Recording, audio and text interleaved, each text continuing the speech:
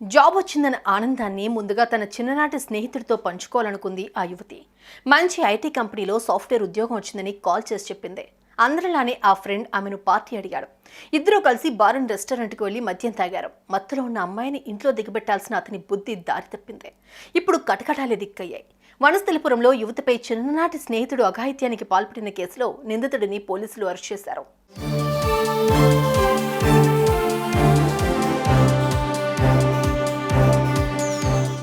వనస్థలిపురానికి చెందిన ఓ యువతికి ఇటీవలి సాఫ్ట్వేర్ కంపెనీలో ఉద్యోగం వచ్చింది. ఆ విషయాన్ని తన చిన్ననాటి స్నేహితుడు గౌతమ్ రెడ్డికి తెలిపి సంతోషాన్ని పంచుకుంది. ఇద్దరు సెకండ్ క్లాస్ నుంచి 10th క్లాస్ వరకు కలిసి చదువుకున్నారు. అప్పుడప్పుడు కలవటం, బయటకెళ్లడం, లంచ్, డిన్నర్స్ ప్లాన్ చేయడం, కాల్స్ మాట్లాడుకోవడం ఇలా అన్ని జరుగుతూ ఉండేవి. అలా ప్రతిదీ గౌతమ్తో పంచుకునే యువతి జాబ్ వచ్చిన విషయాన్ని కూడా పంచుకుంది.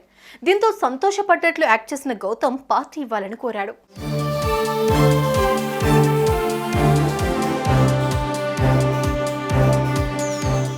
జాబ్లో జాయిన్ అయ్యాక కలవడం కష్టమైపోతుందని యువతి పార్టీకి ఓకే చెప్పింది. ఇద్దరూ కలిసి జూలై 29 రాత్రి 7:30 గంటల సమయంలో వనస్థలిపురం పరిధిలోని ఓంకార్ నగర్లో హైదరాబాద్ విజయవాడ హైవే సమీపంలోని బొమ్మరిల్లు హోటల్కు వెళ్లారు. రెస్టారెంట్లో ఇద్దరూ కలిసి పార్టీ చేసుకుని మద్యం తాగారు. అప్పటికే స్పృహ కోల్పోతున్న యువతిని గౌతమ్ తన ఇంటి వద్ద డ్రాప్ చేయాల్సింది పోయి చెడుగా ఆలోచించాడు.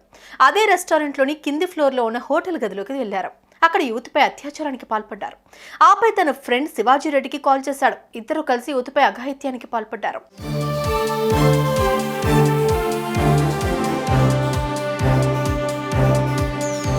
కాసేపటికి మత్తులో నుంచి తేరుకున్న యువతి తనను తాను రూమ్లో చూసుకుని షాక్ అయింది.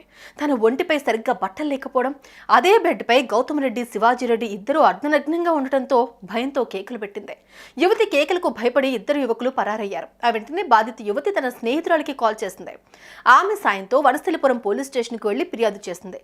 తాను గౌతమ్ చిన్నప్పటి నుంచి ఫ్రెండ్స్ అని, ఇలా మద్యం తాగించి అత్యాచారానికి పాల్పడతాడని ఊహించలేదని, తనకు న్యాయం చేయాలని పోలీసుల ముందు వాపోయింది. దీంతో పోలీసులు కేసు నమోదు చేసుకుని దర్యాప్తు చేస్తున్నారు.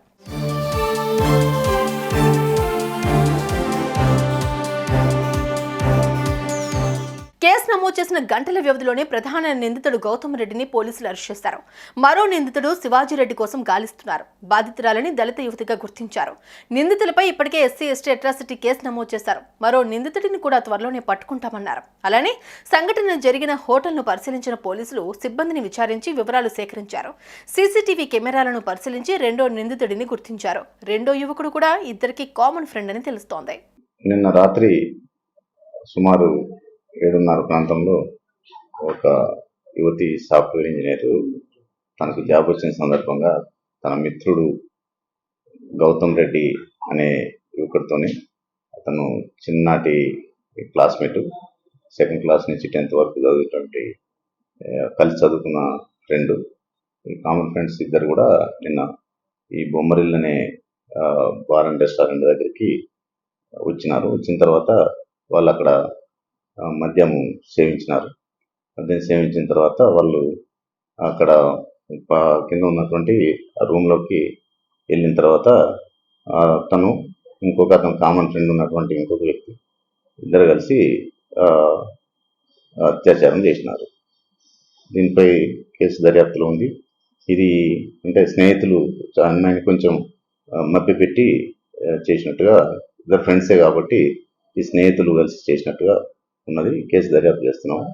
నిందితుల్ని అతి త్వరలో పట్టుకొని జైలు పంపించడం జరుగుతుంది.